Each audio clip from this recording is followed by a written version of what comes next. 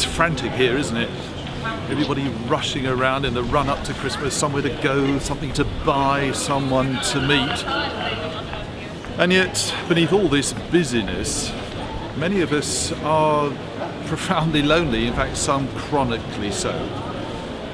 And if you're one of them, in spite of what all the songs are singing in the Christmas shops about Christmas is the best time of the year, you'll know that that isn't true, at least not for you. In our country, 4 million people are saying that their only company is their television.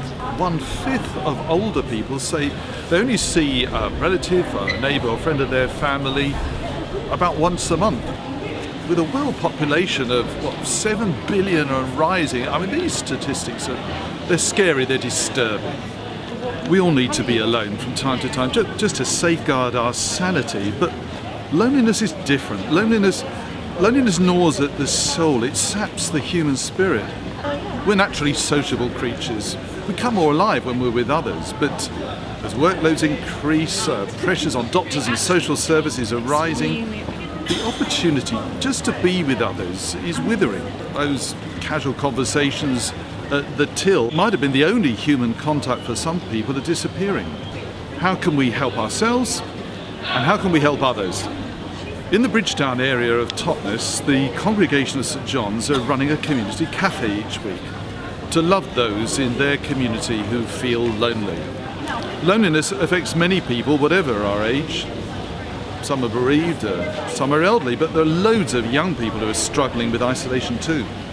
The cafe offers an opportunity for people of all ages to come together, just to be heard, to listen, and just to be together, to connect, to know that we matter to others. So we started figuring out how is it that we can engage with our community.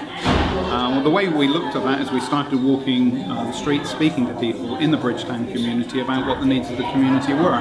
One of the core needs was some place that people could gather together and build friendships, relationships, and just share life together. So the congregation here decided that what they'd do is that one day a week they'd open a community cafe, and with the kind of strapline of making it difficult to be lonely in Bridgetown, that if there was nowhere else for people to hang out, they could come and hang out with us. And the response has been overwhelming. From young parents with children to middle-aged people to older people. We've seen all sorts of people come here for food, for time together, and just someone to listen to their story. The reason I love coming here is because of the mixture of young and old. The amount of times that the older generation come and they have cuddles, and Leo, my 2-year-old, has a chat with them. They tell them stories about things that I wouldn't know. I've got lots of friends with children, and more people come in each week. And it's just a pretty lovely atmosphere. At the heart of Christmas is the good news that God has come to visit us in Jesus Christ. This Christmas, if we could just give 10 minutes to visit a lonely person, I don't know, a housebound neighbour, well, that could be the best Christmas present of all.